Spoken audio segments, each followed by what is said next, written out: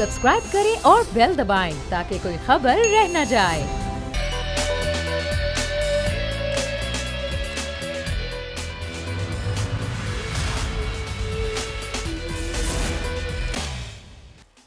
अस्सलामुअलैकुम नाजरीन, प्रोग्राम में आपको खुशामदीद कहेंगे। मैं हूं आपके साथ सहरेश जुहेब। सियासी मंजरनामे पर काफ़ी हलचल है। पूरा दिन ही आपने देखा जो सूरत हाल रही है। नंबर 1 तो अभी रिसेंटली जो वफाकी वज़रा की जानिब से प्रेस कॉन्फ्रेंस की गई है और इलेक्शन कमीशन के जो अरकान हैं उनसे मुस्ताफ़ी होने का मुतालबा किया गया कि इस तरह शफाफ इलेक्शन नहीं हो सकते, आपको मुस्ताफ़ी होना पड़ेगा और एक नया जो अमला है वो आएगा, सिस्टम को बेहतर करेंगे। इस पर भी हम बात करेंगे। दूसरा, मरीम नवाज़ की जो लाहौर हाई कोर्ट ने फौरी ज़मानत मुअत्तली की इस्तदा है उसको मुस्तरद कर दिया, इस पर लीगल पॉइंट ऑफ व्यू लेंगे।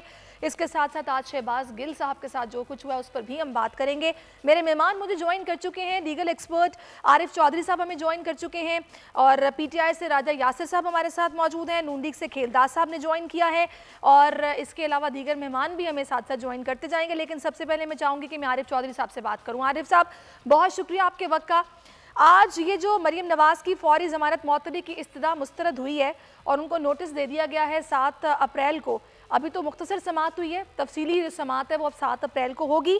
इसमें जो पिटिशन है जो नैब की तरफ से दी गई है उसमें यही कहा गया है कि भाई ये इदारों को मिलाइन कर रही हैं, एंटी स्टेट प्रोपेगेंडा कर रही हैं, हमारे साथ ताउन नहीं कर रही हैं, बेल का नाजायज़ फ़ायदा उठा रही हैं।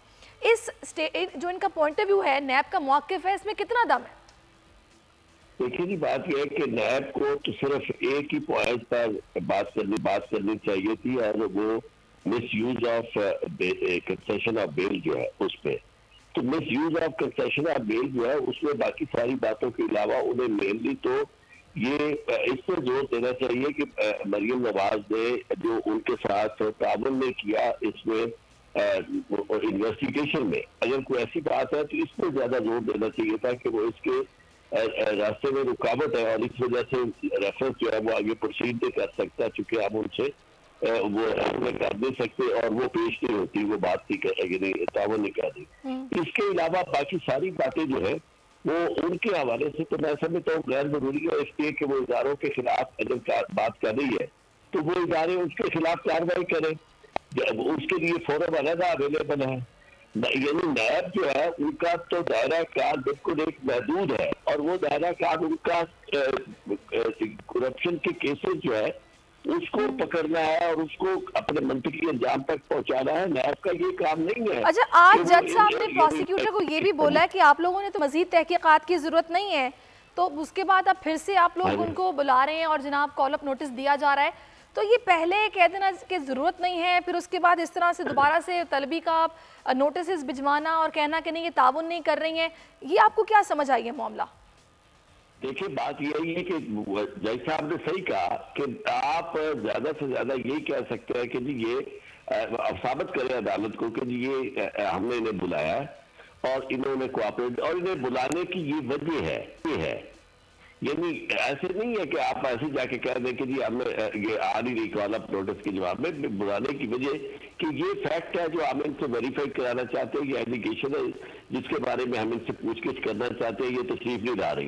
लेकिन तो आप जो ये बात कर रहे हैं ना कि इस चीज से नैब का कोई ताल्लुक नहीं था कि एंटी स्टेट प्रोपेगेंडा कर रही है या फिर इस तरह के बयानात दे रही हैं, इदारों को मिलाइन कर रही हैं, लेकिन उनका ये मौक़िफ़ है वो इसको इस चीज़ से इस तरह जोड़ रहे हैं कि हम जब इनको कॉल अप नोटिस देते हैं या ज़ाती हैसियत में तलब करते हैं, ना कि डॉक्यूमेंट्स प्रोवाइड करती हैं, ना ये ज़ाती हैसियत में आती हैं, कोई मतलब तवज्जो नहीं देती हैं और ये तासुर आम ये दे रही हैं कि भाई इदारे जो हैं वो गैर फाल हैं। नहीं, देखिए ये बात जो है ना उन्हें सिर्फ इस हद तक रखनी चाहिए। यानी मतलब ये बात उनकी बिल्कुल दुरुस्त है जहाँ वो कहती है कि जी ताउन नहीं कर रही, अगर आगे वो क्या कर रही है, जाके तकरीरें कर रही है, बेलाइन कर रही है, उसके लिए कार्रवाई इदारों को करनी चाहिए। जहां तक इस मामले का ताल्लुक है वो अपना केस बताया अदालत को कि जनाब ये हमारे पास एलिगेशन है और इस तरह प्रोसीड अपना केस बनाने की बजाय इसे कोई भी अदालत जो है वो आपके पॉलिटिकल मामला में मुदाखलत नहीं कर सकती कि आप जाके कहें कि जी ये ऐसा क्या हो रहा है, वो जाके इस तरह की पटिशन दायर करें, मेरिट पे अपनी पटिशन दायर करें कि जी अब तक ये प्रॉब्लम आया है रेफरेंस में। अगर ऐसा, और खास तौर पर ये जो आपने बात बताई है कि आप अंदर ऑलरेडी पहले बयान दे चुके हैं कि हमें ये रिक्वायर नहीं है इन्वेस्टिगेशन के लिए। तो लेकिन फाइनली वारिफ साहब एक चीज और, जो कि देखिए अदालती मामलात अपनी जगह पर, सियासी मामलात अपनी जगह पर, लेकिन अगर हशप करके जो पॉलिटिकल स्टेटमेंट्स देखकर इस तरीके से, जिस तरह आपको पता है जो लास्ट उनकी पेशी थी उस पर नैब पर हमला भी हुआ था, तो वो ये भी बोल रहे हैं कि भाई ये सियासी ताकत का इस्तेमाल कर रही हैं, पेशी होती है, सारे कारकुन बाहर जमा हो जाते हैं, फिर हमला हो जाता है, एक अजीब सूरत हाल हो जाती है। हाँ, ये बात इनकी उनकी इस हद तक बहुत दुरुस्त है, रेलेवेंट बात है, जो रेलेवेंट है उसे हम मानेंगे। रेलेवेंट बात यही है कि इन्वेस्टिगेशन के रास्ते में इस तरह ये रुकावट बढ़ रही है। मैं उसके सियासी बयानात के बारे में, जलसों के बारे में बिल्कुल नहीं मैं मतलब समझता कि वो उसकी कोई हैसियत है नैब की तरफ से यानी बेल की कैंसलेशन के लिए। ये बात जो आपने फरमाई है ये बहुत इंपॉर्टेंट है कि नैब जब इन्वेस्टिगेशन के लिए उन्हें बुलाती है तो ये करती है, और ज्यादातर वो ये बताए कि किस लिए बुलाती है, कौन सी चीज जो आप वेरीफाई करवानी है, ये चीजें जो है, और उसके रास्ते में रुकावट तो वो है। तो बिल्कुल साफ-सुथरा बात है कि जिस तरह वो बिल्कुल आप सही फरमा रहे हैं। बहुत शुक्रिया आरिफ चौधरी साहब, आपने अपना और एक जो कानूनी नुक्ता नज़र है उससे हमें आगाह किया है। खेलदास साहब, मैं आपकी तरफ आऊँगी। ये जो सूरत हाल है जिसमें आपने आज देखा है कि रुकावट डालना, आपने लीगल एक्सपर्ट की बात भी सुनी है कि इस तरह सियासी ताकत का इस्तेमाल करना, फिर हमला हो जाना, कारकुनान का इतनी बड़ी तादाद में पेशी के मौके पर बाहर जमा हो जाना। जब आपके हाथ साफ हैं, आप कह रहे हैं पूरा कॉपरेट कर रहे हैं, ताउन कर रहे हैं, तो फिर ये सूरत हाल तो नहीं होनी चाहिए ना।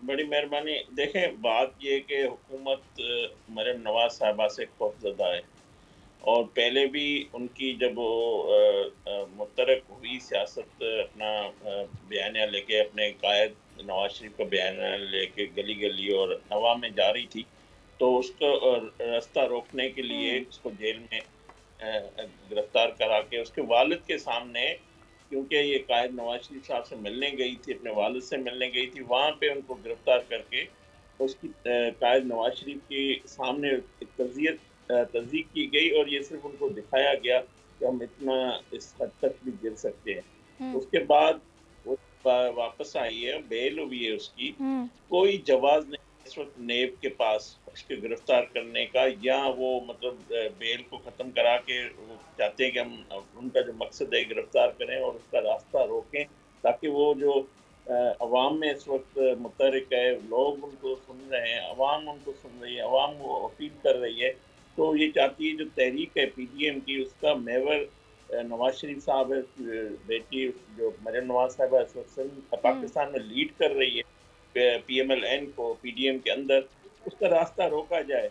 देखें, ये तरीका नहीं है, ये नेब न्याजी गठजोड़ का जो हम हमेशा कहते हैं वो आपके सामने है कि ये किस तरह हुकूमत नेब को इस्तेमाल। ये राजा यासिर साहब की तरफ मैं आ जाती हूँ, अब आपका पॉइंट आ गया। राजा यासिर साहब, ये जो भी आपने बात सुनी है खेलदास साहब की कि पॉलिटिकल इंजीनियरिंग के लिए नैब को इस्तेमाल किया जाता है, फिर आज जज साहब ने भी बोला कि पहले आप लोगों ने कहा कि मजीद तहकीकात की ज़रूरत नहीं है, फिर अब आप उन्हें कह रहे हैं कि जी हम कॉल अप नोटिस दे रहे हैं, वो तवज्जो नहीं दे रही हैं, ताउन नहीं कर रही हैं। तो ये जो सारी सूरत हाल है, इसमें फिर उनका जवाब ही आया था कि जनाब दरमियान में डस्का का इलेक्शन आ गया, सेनेट का इलेक्शन आ गया, तो वो कॉल अप नोटिस नहीं दिया गया था, लेकिन अब जब दिया जा रहा है तो वो ताउन नहीं कर रही हैं। पहले कहते हैं कि ताउन मजीद तहकीकात की ज़रूरत नहीं है। इससे ये तासुर उभरता है कि भाई फिर कोई प्रेशर है या फिर किसी खास मकसद के लिए इस्तेमाल हो रहा है, जो बात कर भी रहे हैं अपोजिशन वाले। बिस्मिल्लाहिर्रहमानिर्रहीम। देखिए, मैं ये समझता हूँ कि नैब जो कर रही है या अदालत में जो कुछ हो रहा है उस पर कमेंट करना असूलन मेरा या किसी का भी नहीं बनता जब तक फैसला वो दे नहीं देते। अगर उसके जो भी इस केस के मेरिट्स हैं, हम रवैये पर बात कर रहे हैं, उसके डिसीजन हो जाएगा। नैब का भी, मैं कोई नैब का वकील तो हूं नहीं, मैं नैब की बात नहीं कर रही हूँ, मैं आपसे ये बात कर रही हूँ कि सारी सूरत हाल में जो अपोजिशन जो तासुर दे रही है उस पर आप क्या रद्द अमल देंगे? मैं समझता हूँ कतन ये गलत बात है। नैब जो है एक इंडिपेंडेंट इदारा है, हम सिर्फ जो काम नहीं कर रहे कि नैब पे ये असरअंदाज नहीं हो रहे, उसको ये रोकने की कोशिश नहीं कर रहे कि वो कार्रवाई ना करे। जो कार्रवाई करना चाहते हैं, आपने देखा कि ये पेशी पे गई जब मोहतरमा मरियम नवाज साहिबा, तो किस किस्म का रवैया जो है पॉलिटिकल कारकुनों ने अपनाया और नैब को प्रेशराइज करने की कोशिश की। अब ये नैब जो है उसने, क्योंकि मैंने पहले भी अर्ज की कि मैं नैब का वकील तो हूं नहीं बिल्कुल, और दूसरा मैंने भी सिर्फ आपको हवाला दिया है कि आज ये बातचीत हुई है, फिर जाहिर सी बात है उस पर जो रद्द-ए-अमल आता है, फिर मैंने जो अपोजिशन ने रद्द-ए-अमल दिया है उस पर मैंने आपसे ये जानना चाहा है कि भी आप इस पे क्या कहेंगे? गवर्नमेंट का स्टैंड, गवर्नमेंट का स्टैंड बिल्कुल क्लियर है कि हम बिल्कुल ना नैब के मामलात में इंटरफेयर करते हैं ना कर रहे हैं। और कुछ वज़रा जो हैं वो कमेंट्स कर देते हैं कि हम ये कर देंगे वो कर देंगे। मेरा ख्याल है वो वज़रा भी गलत कमेंट देते हैं। हमें कोई भी जो सब जुडिस मामला हो, चाहे नैब भी एक अदालत ही है, उस पे हुकूमत का मौकफ देने की जरूरत नहीं होती। सही, चले उससे ये तासर जाता है कि शायद हुकूमत इसके पीछे है। अच्छी बात है, अच्छी बात है ये। आप मुझे ये बताइएगा कि आज जो इलेक्शन कमीशन पर एतमाद नहीं है की बात हुई है और कहा जा रहा है कि भाई ये न्यूट्रल किरदार अदा नहीं कर रहे हैं, आप लोगों ने ये मुतालबा कर दिया कि सब इस्तीफा दें, उस पर ऑपोजिशन रद्दअमल भी दे रही है। अब इसमें आप लोगों ने क्या डस्का इलेक्शन के बाद ये चीज़ सोची है, मतलब किस तरह आप लोग ये सोच रहे हैं? वरना अगर आप लोगों को एतमाद नहीं था या फिर आपको पता था कि इस्लाहात की ज़रूरत है, निज़ाम को, इलेक्शन को शफाफ बनाना है, तो आप लोग आते ही फिर ये बात करते हैं ना कि हम नए सिरे से स्ट्रक्चरल चेंजेस लेके आएंगे, चीज़ों को ठीक करेंगे। देखें, इसमें तो कोई दो राय नहीं है कि हमारा जो इलेक्शन सिस्टम है वो सीधा है। जो इलेक्शन होता है उस पे क्वेश्चन अच्छा, मैं थोड़ा सा आपको रोकूंगी बड़ी माजरत के साथ। राजा यासिर साहब अभी सदर पाकिस्तान इस वक्त वैक्सीनेशन सेंटर पहुंचे हैं, यहाँ के दौरे पर, और इस वक्त बातचीत कर रहे हैं। रखनी है, मास्क पहने रखना है, तो लिहाजा पाकिस्तान इस पर काबू रखेगा। सदर डॉक्टर इस वक्त सदर आरिफ अलवी ने कोरोना वैक्सीनेशन लगवाने के लिए वैक्सीनेशन जो सेंटर था उसका मरकज़ का दौरा किया है और वहाँ पर वो यही बात कर रहे थे कि मास्क लगा कर रखना है। ये तीसरी वेव आई है, काफ़ी शदीद है। पंजाब में लॉकडाउन हो चुका है और अब सिंध में भी 15 अप्रैल तक कहा जा रहा है कि स्मार्ट लॉकडाउन रहेगा और कारोबार रात 10 बजे बंद करना होंगे। सूरत हाल कुछ संगीनी की तरफ जा रही है, तो इस सूरत हाल से वो बात कर रहे थे। अब मुझे बताइएगा राजा यासिर साहब, ये जो भी आप लोगों ने फिर मुतालबा किया है, मेंबरान को इस्तीफा देने का बोला है, तो ये आप लोगों ने पहले क्यों नहीं सोचा? अब ये डस्का इलेक्शन के बाद आप लोगों को ख्याल आया? देखिए, जैसे मैं अर्ज कर रहा था पहले कि इसमें तो कोई दो राय नहीं है। किसी भी न्यूट्रल ऑब्जर्वर से पूछ लें कि 1970 से ऑनवर्ड्स जितने भी इलेक्शंस हुए हैं उन सब पे क्वेश्चन मार्क्स होते हैं और हमें ये जो प्रोसेस है इसको इम्प्रूवमेंट की इसको ज़रूरत है। हमने ज़ाहिर 2/3 मेजॉरिटी भी हमारे पास नहीं है, इवन सेनेट में मेजॉरिटी नहीं थी, तो कोई भी इवन कानून साजी करने के लिए भी आपको कम से कम सेनेट में मेजॉरिटी चाहिए होती है। गवर्नमेंट जब आई तो और बहुत सारे मसाइल भी करने वाले थे, एक साल कोविड में ज़ाया हो गया। तो असल तो बहस इस बात पे बजाय ये बात करने के कि जी आपको अभी क्यों ख्याल आया, ये तो एक वो ताने देने वाली बात है ना।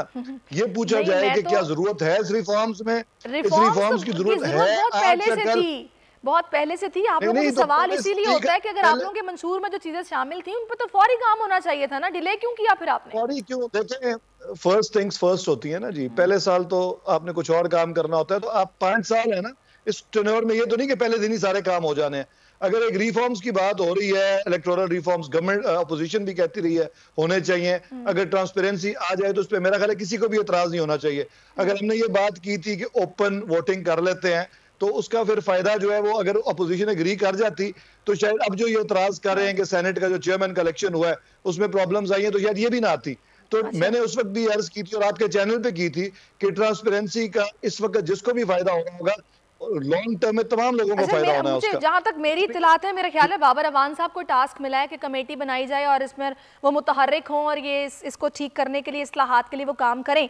खेलदास साहब, अब आप लोग कितना कोऑपरेट करेंगे? क्योंकि आप लोगों से तो कहा जा रहा है कि इस मामले पर साथ बैठे, कोऑपरेट करें, लेकिन NRO नहीं मिलेगा। समझ रहे हैं आप? देखिए, 3 साल में इन्होंने कोई भी इनको ख्याल नहीं आया कि हम इलेक्शन रिफॉर्म में कोई पेशकदमी करें या जो भी कुछ अपोजिशन से वो रवैया रखें कि मिलके कोई एक कानून। राजा साहब सही कहते हैं कि इलेक्शन क्वेश्चन मार्क होता है, मगर जब जो चीज़ आपके फ़ायदे की है उस पर आप कबूल करते हो, जो आप हारते हो या आपके मुखालिफ में वोट पड़ता है तो तब आप कहते हो कि रिफॉर्म होनी चाहिए। इस तरह नहीं होता। यहाँ जिस आपने रेफरेंस लाए फिर सुप्रीम कोर्ट चले गए, इस तरह तो रेफरेंस इलेक्ट्रॉनिक रिफॉर्म नहीं, वो जाहिर सी बात है। आपको पता है कि डस्का का इलेक्शन हुआ है तो पूरे हल्के पर फिर इलेक्शन कमीशन ने फैसला दिया इलेक्शन का। फिर सेनेट इलेक्शन में भी सुप्रीम कोर्ट की राय पर अमल नहीं हो पाया। फिर अली गिलानी साहब की वीडियो सामने आई, उस पर कोई खास एक्शन नहीं हुआ। तो बहरहाल ये तमाम मामलात हैं जिस पर जाहिर सी बात है तहफ़्फ़ुज़ात थे हुकूमती वज़रा को, जिस पर अब ये जाहिर सी बात है फिर ये बात तो होनी ही थी। देखें, हुकूमत को अपनी कारकर्दगी बेहतर करनी चाहिए थी। कारकर्दगी इनकी खराब है, अवाम का इन पे एतमाद नहीं है, इनके MNAs MPs का इन पे एतमाद नहीं है। अब उसमें इलेक्शन कमीशन का कसूर नहीं है। अगर MNA इनको वोट नहीं दे रहे थे या इन पे एतमाद नहीं कर रहे थे, उसमें इलेक्शन कमीशन क्या कर सकते? डस्का की अवाम को रिजेक्ट कर चुकी है, तो उसमें इलेक्शन कमीशन का क्या काम है? इलेक्शन कमीशन ने अपना आईनी फर्ज पूरा किया है। उसने सुप्रीम कोर्ट के सामने जो कहा कि भाई आइन में खुफिया वोट की इजाजत है, तो आइन के मुताबिक खुफिया वोट ही होना चाहिए। अगर कानून साजी करनी तो पार्लियामेंट को करनी है। अच्छा, पार्लियामेंट को आप मानते नहीं है, पार्लियामेंट में आप आते नहीं है और अपोजिशन से आप बात करने के लिए तैयार नहीं। जब बात करते हैं तो बोलते हैं हम एनआरओ नहीं देंगे। भाई आप कानून साजी करें, उसके लिए अब तो वो बैठने को तैयार है ना। अब तो उन्होंने साफ अल्फाज में बोला है कि आप हमारे साथ ताउन करें, बैठ के बात करते हैं और ये इलेक्शन के निजाम को शफाफ बनाने के लिए इस्लाहात करते हैं। अब बहुत देर हो चुकी है। अब ये हम हुकूमत से कोई बात करेंगे, किसी किस्म का नाम ताउन करेंगे। अगर इनको करना था पहले, जब इनको शहबाज शरीफ साहब ने कहा आए चार्टर इकानमी करते हैं, इन्होंने हमारे उस जो पाकिस्तान के हक में था, जो मुल्क की आवाम के हक में था, उसको उन्होंने एनआरओ। तो अब बहुत देर हो चुकी है। अब कानून से जो भी नई हुकूमत आएगी वही आके इलेक्शन रिफॉर्म करेंगे।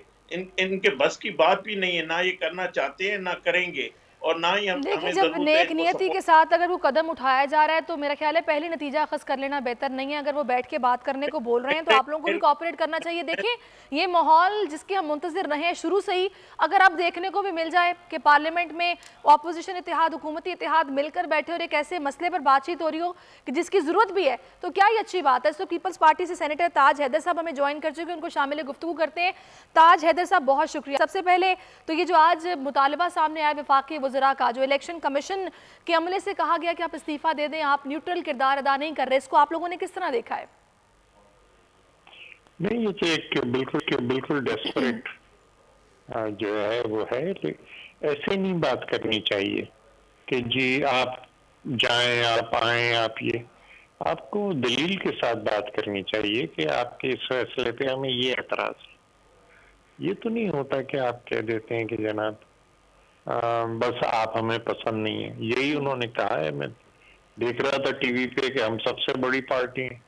अरे सबसे बड़ी पार्टी भी तो आपको पिछले इलेक्शन कमीशन ने बनाया, दांगी करके आप सबसे बड़ी पार्टी बन गए। लेकिन ये कि ऐसे तो बात नहीं होती। ये चीज होती है कि ये आपके फला फैसले से हमें इत्तेफाक नहीं है।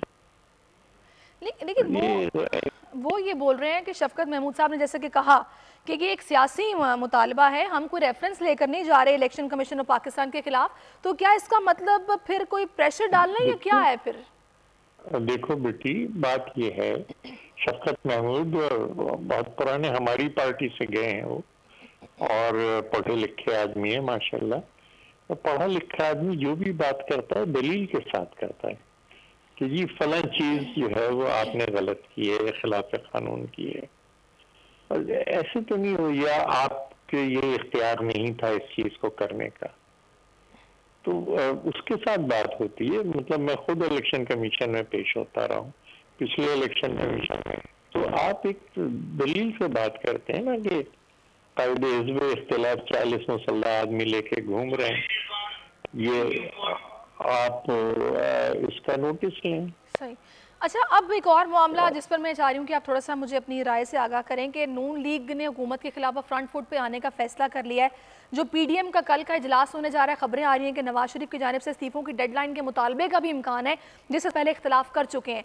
तो अब अगर वो ये चीज़, ये तजवीज़ सामने रखते हैं तो फिर किस तरह देखा जाएगा? कुछ बातें हो रही हैं पार्टी में? नहीं तो इम्कानात पे हम क्यों बात करें?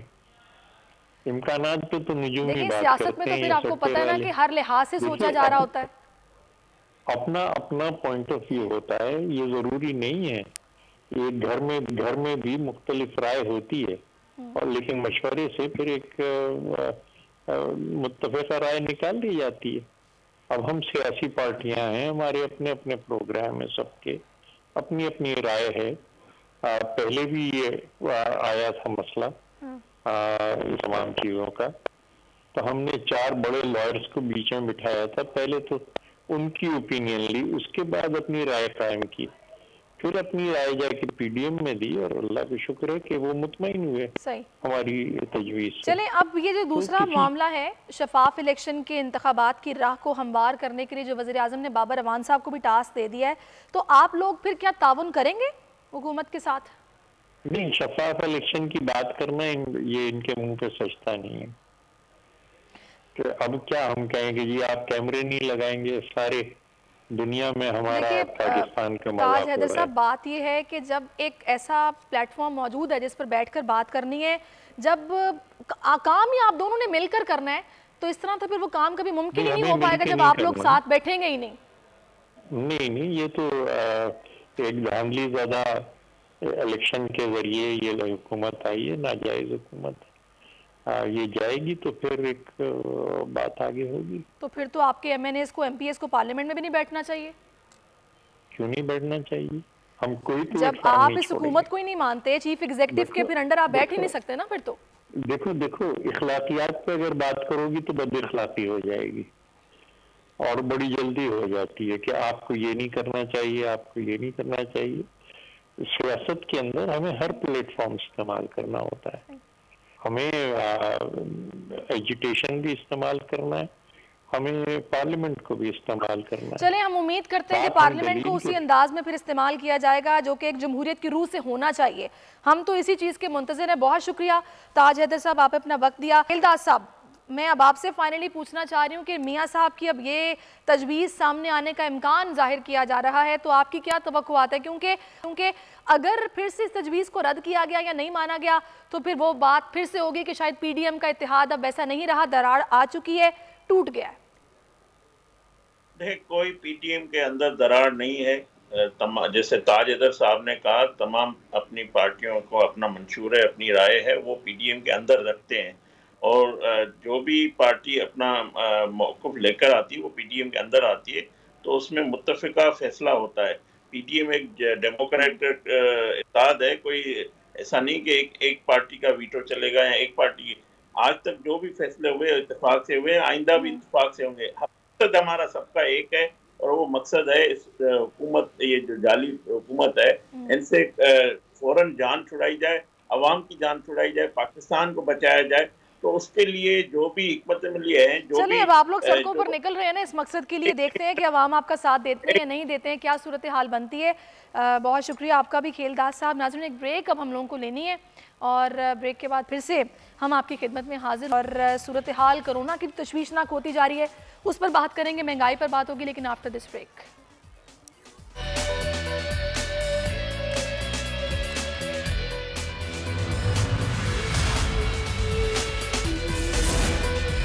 जा रहा है कि हुकूमत को घर भेजने के लिए 26 मार्च को निकलेंगे और बाकायदा ये मार्च किया जाएगा। और जो आज वज़रा की जानिब से इलेक्शन कमीशन के अमले से अरकान से इस्तीफ़ा मांगा गया, उन्होंने कहा बिल्कुल नामुनासिब बात है और ऐसे कैसे हो सकता है किसी आईनी ओहदे पर बैठे हुए शख्स से कहा जाए कि एकदम तुम इस्तीफ़ा दे दो, ये मुनासिब बात नहीं है। इस हवाले से आपको अपडेट किया जाता रहेगा। कुछ बात कोरोना वायरस की, जिसकी तीसरी लहर काफ़ी शदीद होती जा रही है।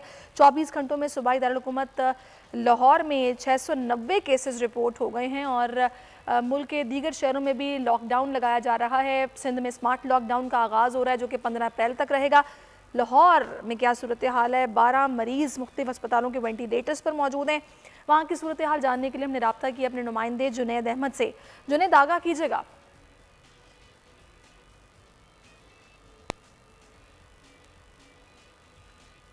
रही है गुज़िश्ता 24 घंटे के दौरान पंजाब के अंदर तकरीबन 1191 केसेस जो हैं वो रिपोर्ट हुए हैं और सबसे ज़्यादा केसेस की तादाद जो है वो लाहौर के अंदर रिपोर्ट हुई है। लाहौर के अंदर गुज़िश्ता 24 घंटे के दौरान 690 केसेस रिपोर्ट हुए हैं और 4 अमवात भी लाहौर के अंदर हुई हैं। सूबाई दारुल हुकूमत लाहौर के अंदर कुल केसेस की तादाद जो है वो तकरीबन अब 96,000 से भी तजावज़ कर चुकी है। लाहौर के अस्पतालों के अंदर जो इंतहाई निगहदाश्त वार्ड के अंदर मरीज़ हैं, उस हवाले से बताऊँ तो आपको तकरीबन 110 मरीज़ ऐसे हैं जो कि ICU में मौजूद हैं, जबकि 12 मरीज़ ऐसे हैं जो कि वेंटिलेटर्स के ऊपर मौजूद है और उनकी हालत तशवीशनाक बताई जाती है। शहर के अंदर कोरोना की शरह के अंदर मुसलसल इजाफा जारी है। ताहम शहरियों की बेहसी ये है कि शहरी जो है मुतअद्दिद शहरी जो है वो मास्क का इस्तेमाल करना भी छोड़ चुके हैं, जिसकी वजह से कोरोना की वबा के अंदर मजीद इजाफे का इम्कान ज़ाहिर किया जा रहा है। इस हवाले से जो है वो हुकूमत का ये कहना है कि सख्त कार्रवाई अमल में लाई जाएगी। ताहम स्मॉल लॉकडाउन के नाम पर भी जो कार्रवाइयाँ की गई हैं वहाँ पर भी शहरी जो है वो बिल्कुल जो है हुकूमत के साथ ताउन करते हुए दिखाई नहीं दे रहे। बहुत शुक्रिया सूरत हाल से आगाह किया और बड़ी तशवीशनाक बात है कि लोगों ने मास्क लगाना जहाँ पर छोड़ दिया है, एहतियात बिल्कुल नहीं की जा रही है। वफाकी दारुल हुकूमत इस्लामाबाद का रुख करते हैं, वहाँ पर 5 सब सेक्टर्स को मुकम्मल तौर पर सील किया गया। यहाँ पर SOPs पर कितना अमल दरामद किया जा रहा है ये जानने के लिए हमने रब्ता किया अपने नुमाइंदा आमना अली से। आमना, बताइएगा। जी बिल्कुल, मुल्क भर की तरफ वफाकी दारुल हुकूमत में भी कोरोना जो है तेजी से फैल रहा है। माहिरीन के मुताबिक ये जो कोरोना की तीसरी लहर है ये काफ़ी ज़्यादा खतरनाक साबित हो रही है, क्योंकि इसका जो है फैलाव तेज़ी से हो रहा है। आपको बताएं कि इस्लामाबाद में इस वक्त ये सिचुएशन है जो इंतजामिया की जानिब से गुज़िश्ता रोज़ नोटिफिकेशन जारी किया गया था, जिसके तहत इस्लामाबाद के 5 सब सेक्टर्स जो हैं, जिनमें G10-4, IA-2 और इसके अलावा F11-1, G6-2 और G10-2 भी जो है उसको सील करने का कहा गया था मुकम्मल तौर पर सब सेक्टर्स को। इसके अलावा आपको ये भी बताएं कि इस वक्त जो हॉस्पिटल में कोरोना की सिचुएशन है वो भी काफ़ी तशवीशनाक होती जा रही है। इस वक्त पिम्स अस्पताल में तकरीबन 90 के करीब जो है मरीज ज़ेर इलाज है, जिनमें 10 मरीजों की हालत जो है तशवीशनाक। नेक्स्ट जो है कोविड वार्ड में शिफ्ट कर दिया जाएगा। इसके अलावा जो वबाई अमराज के लिए मुख्तस किया गया था जो हॉस्पिटल, वहाँ पर 27 के मरीज के करीब जो मरीज हैं वो ज़ेर इलाज हैं। और ओवरऑल अगर प्राइवेट हॉस्पिटल्स की बात की जाए तो वहाँ पर भी ये नंबर जो है वेरी कर रहा है। कोरोना के हवाले से जो इंतजामिया है वो काफ़ी मुतहरिक है। SOPs पर अमल दरामद कराने के हवाले से उनकी जानिब से बारहा यही हिदायत दी जा रही है कि SOPs पर जो है अमल दरामद किया जाए, मास्क का इस्तेमाल किया जाए, सोशल डिस्टेंसिंग मेंटेन रखी जाए। इसके अलावा आपको ये भी बताएं कि आज NCOC की जानिब से जो इजलास हुआ उसमें यही कहा गया कि अगर तो कोरोना जो है SOPs पर अमल दरामद ना हुआ तो सियाहती जो सेक्टर है, टूरिज्म सेक्टर को बंद करने की भी उनकी तरफ से जो है ख़तरे की घंटी बजा दी गई। उसके अलावा उनकी जानिब से हिदायत जारी की सूबों को ख़ास तौर पर कि जो है तमाम तर रेस्टोरेंट्स, पब्लिक एरियाज, ट्रांसपोर्टेशन, दीगर जितने भी तमाम तरह की पब्लिक अलार्मिंग सिचुएशंस जो हैं वो फिर से अब बंद होने की तरफ जा रही हैं। कई जगहों पर बंद हो भी गई हैं। आमना, बहुत शुक्रिया आपका। सिंध में भी कोरोना वायरस के केसेस बहुत तेज़ी के साथ बढ़ रहे हैं और मस्बत केसेस की शरह 2.9 हो चुकी है। 5 अमवात 24 घंटों में हो चुकी हैं। 232 केसेस रिपोर्ट हो चुके हैं। राव अफनान से हमने रब्ता किया कि हमें डिटेल्स दें, सूरत हाल एग्जैक्टली ऑन ग्राउंड है क्या। राव अफनान, आगाह कीजिएगा। हाँ जी बिल्कुल, सिंध भर में एक बार फिर कोरोना वायरस के केसेस सामने आना शुरू हो चुके हैं। अगर गुज़श्ता 24 के तादाद शुमार की बात की जाए तो 232 जो है वो नए केसेस सामने आए, जिनमें से 87 का ताल्लुक जो है वो शहर कराची से है। अगर कराची के मुतासिरा इलाकों की बात की जाए तो कराची का ज़िला शर्की सबसे ज़्यादा मुतासिर है। वहाँ 59,000 से ज़ायद केसेस जो है वो ताहाल रिपोर्ट हो चुके हैं। उसके बाद ज़िला जुनूबी जहाँ से 44,000 से ज़ायद केसेस रिपोर्ट हुए। मजमूई तादाद की बात की जाए तो सिंध से ताहाल जो है 2,61,000 से ज़ायद केसेस रिपोर्ट हुए हैं, जबकि सिंध भर से सेहतियाब होने वाले मरीज़ों की तादाद 2,52,000 से ज़ायद है।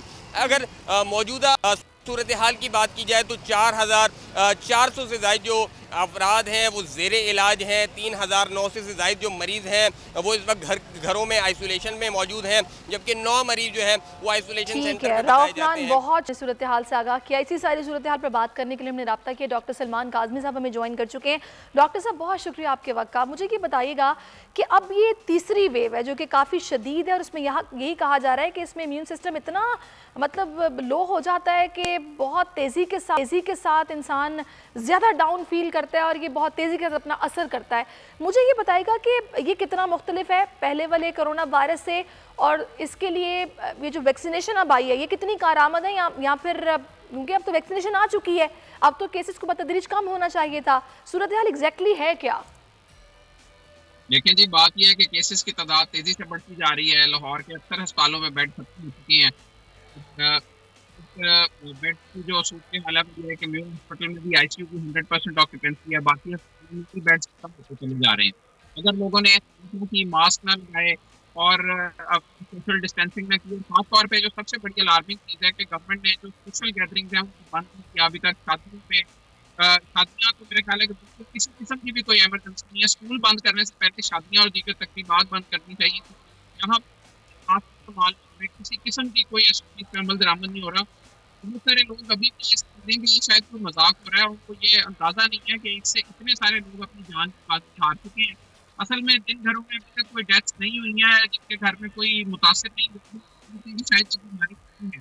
जिनके घरों में डेथ हो चुकी है उनसे पूछें आप उनके घर पे क्या सूरत हाल कर चुकी है और उनकी क्या जी ऑक्सीजन लेवल जिस्म में कम है, सबका सांस खराब है, हर दूसरे आदमी को वेंटिलेटर की जरूरत है। पहले तो नॉर्मल मरीज आते थे, अब इसका मतलब है कि हर मरीज जो तशवीशनाक हालत में आएगा उसके लिए हमें वेंटिलेटर भी चाहिए, ICU भी चाहिए, HDUs चाहिए और ऐसी पैराफर्नेलियाँ चाहिए जिसके अंदर जो एक टीचिंग हॉस्पिटल के बगैर पॉसिबल नहीं हो सकेंगे। तो अगर ये मरीज यूं ही बढ़ते चले गए तो तमाम अस्पताल फुल हो जाएंगे और लोगों को घरों पे डेथ्स होंगी। तो अच्छा, मैं वैक्सीनेशन के हवाले से भी आपसे जानना चाह रही थी कि वो कितनी कारआमद साबित हो रही है और उसके क्या इफेक्ट्स आ रहे हैं, क्योंकि अब अगर तीसरी वेव है तो जाहिर सी बात है वैक्सीनेशन भी अब लग रही है। बताया जा रहा है हर तरफ से कि SOPs को बिल्कुल भी फॉलो नहीं किया जा रहा, लोगों ने बिल्कुल इसको हल्का लेना शुरू कर दिया। लेकिन अभी तीसरी वेव जो आई है ये काफ़ी शदीद नौयत की है, केसेस बहुत तेज़ी के साथ बढ़ रहे हैं। और अभी डॉक्टर साहब सलमान काज़मी साहब हमारे साथ मौजूद थे, उन्होंने कहा कि शादी हॉल्स पहले बंद करने चाहिए, जो भी गैदरिंग्स हो रही हैं, इवेंट्स हो रहे हैं, इनको पहले बंद करना चाहिए ताकि यहीं से ये कोरोना बहुत तेज़ी के साथ फैल रहा है। स्कूल्स भले बाद में बंद किए जाते हैं क्योंकि वहाँ पर तो प्रॉपरली SOPs को फॉलो किया जा रहा है, हाज़िरी भी कम है और कुछ जो स्कूल्स मैनेजमेंट्स हैं वो प्रॉपरली SOPs को फॉलो करवा रहे हैं। शादियों के मौके पर ज़रा लोग कुछ एहतियात कम करते हैं, गैदरिंग्स में एहतियात कम की जाती है, उस पर उन्होंने कहा कि पहले उसको बंद किया जाना चाहिए था। लेकिन हम ये भी देख रहे हैं कि जैसे ही हुकूमत ने कुछ इक़दाम किए हैं, हिदायत दी हैं कि शाम 6 बजे तक पंजाब में जो है वो बाज़ारों को बंद किया जाएगा, सिंध में 10 बजे बंद किया जाएगा, स्मार्ट लॉकडाउन भी लग रहा है। ताजिर बरादरी कुछ परेशान है कि मुआशी तौर पर पहले ही हम परेशान थे, ऐसे ना किया जाए।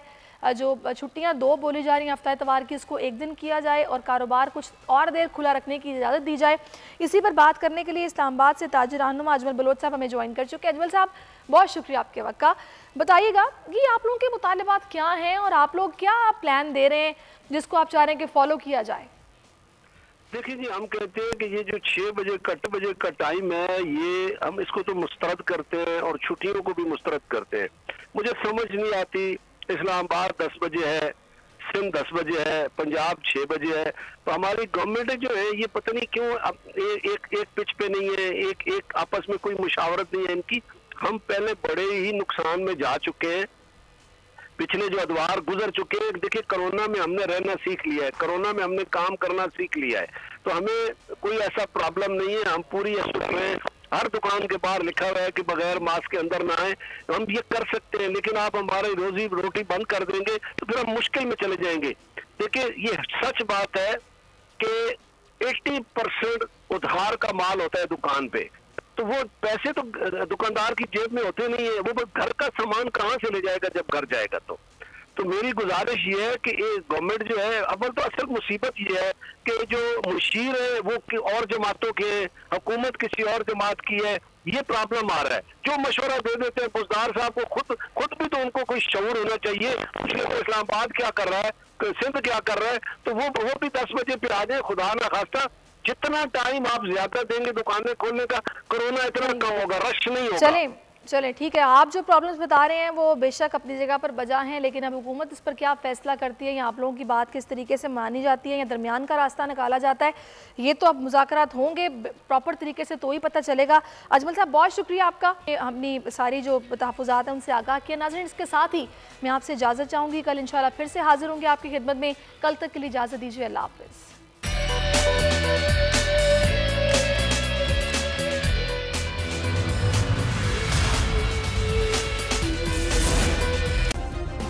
सब्सक्राइब करें और बेल दबाएं ताकि कोई खबर रह न जाए।